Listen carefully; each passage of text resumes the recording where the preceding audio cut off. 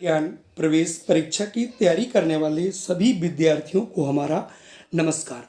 आज हम आप लोगों के लिए एप्टीट्यूड टेस्ट के प्रश्न लेकर के आया हूं। ये सारे प्रश्न हमने जिन बच्चों का पहले से सिलेक्शन हो चुका है, जिन्होंने अपने आधार पर जो भी प्रश्न बताए, उन सभी प्रश्नों को हम A to Z समाहित कर रहे हैं। आज का जो हमारा वीडियो है ये एक रीजनिंग के ऐसे पार्ट का है जिसमें आपको गणित के कुछ चिन्ह जैसे जोड़ है, घटाना है, गुणा है, भाग है, यानी मेरे कहने का मतलब वही है, डिवीजन हो, मल्टीप्लिकेशन हो या फिर सब्ट्रैक्शन हो, एडिशन हो, ये चिन्ह तो होंगे लेकिन उसका मीनिंग डिफरेंट होगा। उसी पर आधारित ये बच्चों की बौद्धिक क्षमता को देखने के लिए किया जाता है कि ये बच्चे कितने होशियार हैं, कितना उनका दिमाग जो तेजी से चलता है। आज उसी दिमाग को चलाते हैं और देखते हैं आज की इस वीडियो में 15 प्रश्न, और आप मेरे साथ जरूर इन प्रश्नों को लगाइए। और ऐसे प्रश्न अगर आप प्रैक्टिस करते हैं तो आप 100% इस प्रश्नों को कर सकते हैं। तो पहला क्वेश्चन आपकी देखिए, पहला प्रश्न है 8 × 4 = 42, 6 × 6 = 33, 2 × 2 = 11। तो 6 × 8 का मान क्या होगा? अब आप देखिए, अब आप ये जो चिन्ह लगे हैं इन पर आप बिल्कुल मत जाइएगा, इनको आप पहचानिए कि कौन सी इसके अंदर रीजनिंग लगाई गई है। तो अगर आप पहला ही देखें तो हम पहले 8 × 4 लेता हूँ, 8 × 6 = 48 होता नहीं, तो मैं 8 का अगर आधा करता हूँ तो 4 होता है, और 4 का आधा करता हूँ तो 2, देखिए 42 आ रहा है। ठीक इसी प्रकार से 6 × 6, तो 6 का आधा 3 और 6 का आधा भी 3, 33 आ रहा है। अब आप देखिए 2 × 2 था, 2 का आधा 1 होता है और 2 का आधा भी 1 होता है। अब आपके सामने प्रश्न था 6 × 8 का क्या होगा।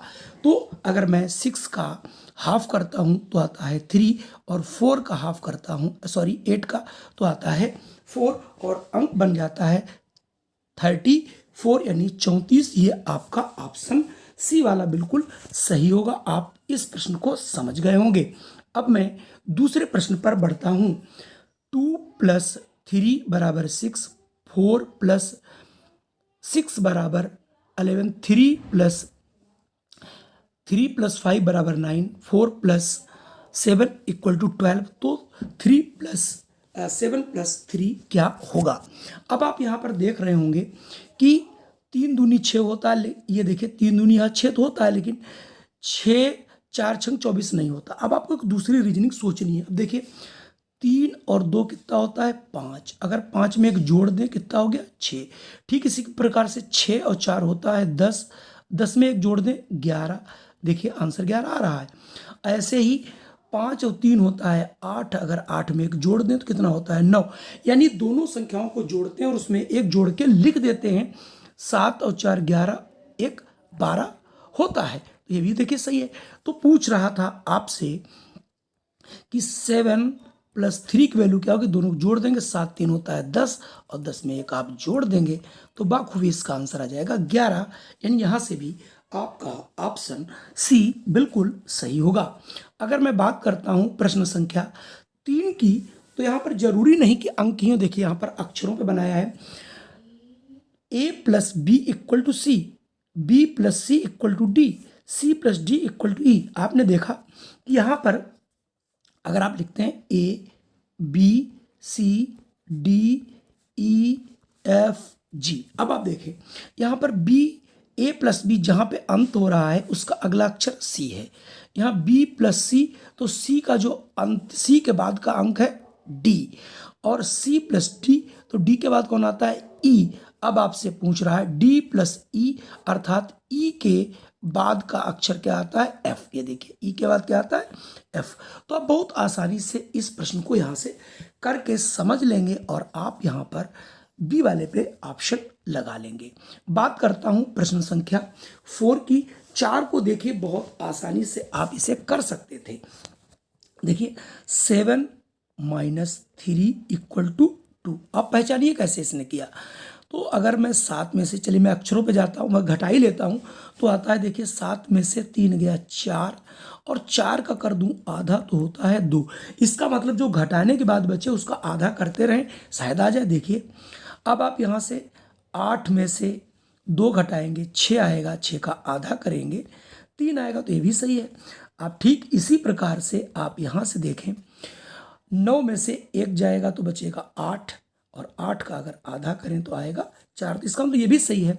अब आपसे पूछा जा रहा है कि 6 माइनस 4, तो 6 माइनस 4 होता है 2, उसका आप करेंगे आधा, आधा करने पर आ जाएगा 1, यानी 2 का आधा होता है 1, तो यहाँ से चौथे का ऑप्शन ए सही होगा। संभवतः मैं जो आपको समझा रहा हूँ एक एक प्रश्न आपके जहन में जरूर बैठ रहा होगा। अगर आपके समझ नहीं आ रहा तो कृपया आप हमें कमेंट जरूर करें, हम आपके प्रश्नों के आंसर जरूर देंगे।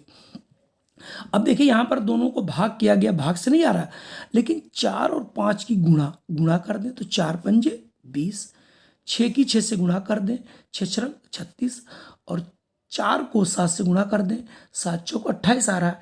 तो आप यहाँ पर भी वही काम करेंगे, 3 सते 21, तो सीधा हिसाब आपका जो भाग था इस भाग के चिन्ह को गुणा में परिवर्तित कर दिया गया है और आपका आंसर आ जाएगा 7×3 21। तो यहाँ से ऑप्शन देखिए सी वाला आपका बिल्कुल सही है। बात करता हूँ प्रश्न 6 की।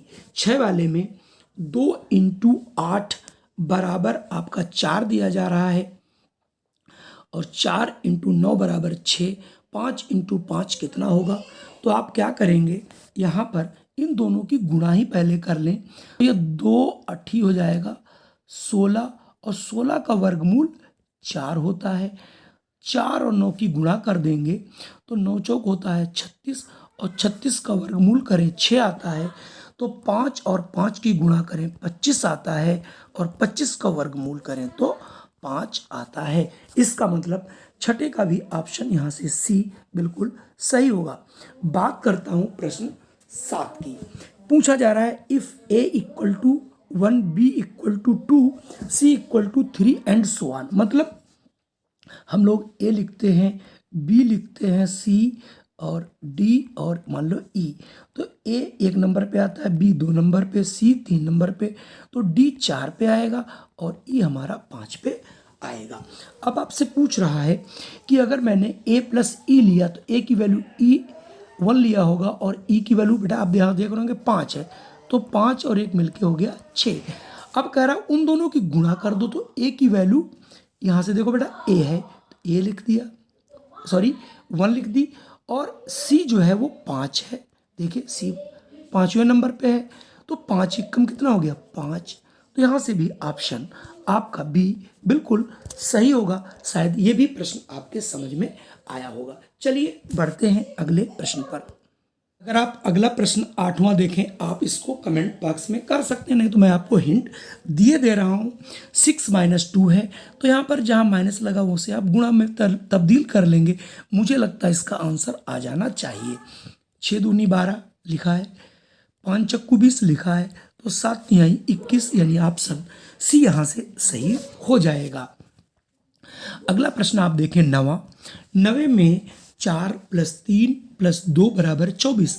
अगर 4 3 7 2 9, 9 का 24 से कोई संबंध नहीं। अगर हमें इन तीनों की गुणा कर देते हैं तो 4 तिहाई 12, 12 दूनी 24, बिल्कुल सही। इधर देखता हूँ 4 तिहाई 12 तिहाई 36, ये भी सही है।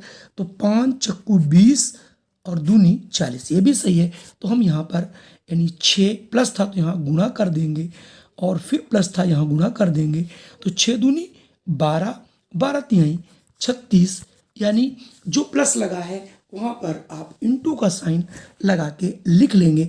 इस हिसाब से यहाँ से ऑप्शन बी आपका बिल्कुल सही होगा। अगर हम बात करते हैं प्रश्न 10 की, तो आपको 10 प्रश्न कैसे लगाना है आपको यहाँ से देख लेना है। थोड़ा सा आप मेहनत करेंगे तो 100% ये रीजनिंग आपके समझ जरूर आएगी। अब आप देखिए इफ़ 6 / 4 = 2, हालांकि यहाँ पर डिवाइड है लेकिन ये माइनस हो रहा है, देखिए 2 आ गया, यानी 6 - 4 = 2 है। 9 / 2, तो 9 माइनस कर दें 2, तो देखिए 7 आ रहा है। ऐसे ही 11 / 3 था, जब हम इसे करते हैं 11 - 3 = तो आपका ये 7, हालांकि ये गलत लिखा है यहाँ, यहाँ पर 8 होना चाहिए।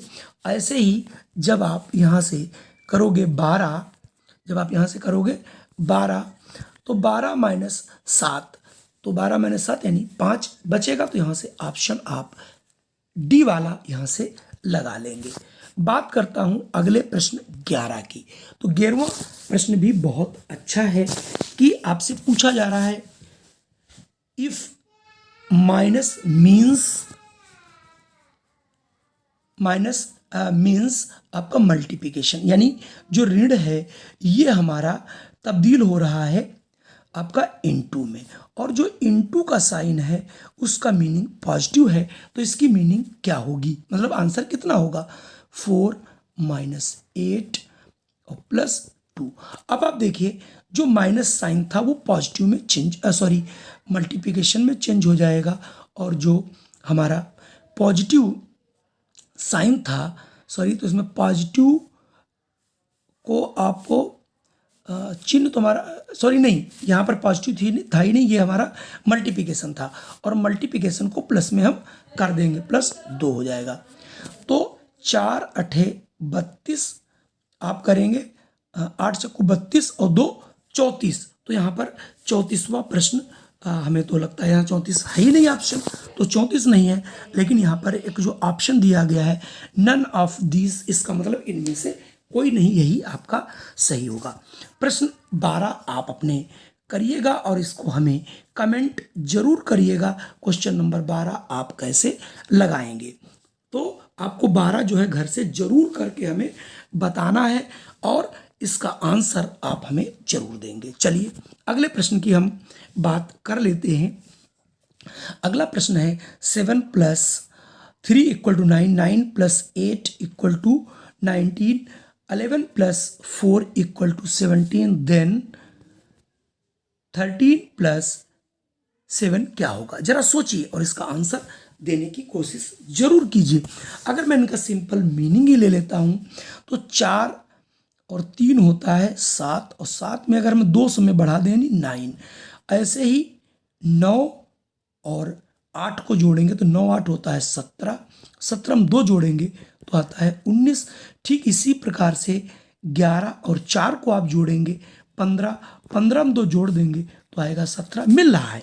अब आपसे पूछा 13 और 7 होता है 20, और 20 में अगर आप 2 जोड़ें तो आपको मिलेगा 22। तो यहाँ से देखिए ऑप्शन भी आपको मिल रहा है 22 बी वाला। अब प्रश्न 14 और 15, ये दोनों प्रश्न हम आपको घर के लिए होमवर्क में देते हैं, और उधर एक 12, यानी 3 प्रश्न आपको करने हैं, और इनके आंसर फटाफट हमें जो है दे देना है कमेंट बॉक्स में। अगर आपको कोई कठिनाई आ रही हो तो आप हमसे संपर्क भी कर सकते हैं 7651848251 पर। ये मेरा व्यक्तिगत व्हाट्सएप नंबर है, आप इस व्हाट्सएप नंबर पर भी जुड़ सकते हैं। इसके लिए आपको व्हाट्सएप पे ये नंबर फीड करके ज्वाइन विद्या ज्ञान लिखना होगा, और हम आपको अपने व्हाट्सएप नंबर से जोड़ देंगे। जय हिंद, वंदे मातरम। फिर मिलता हूं एक नई वीडियो के साथ।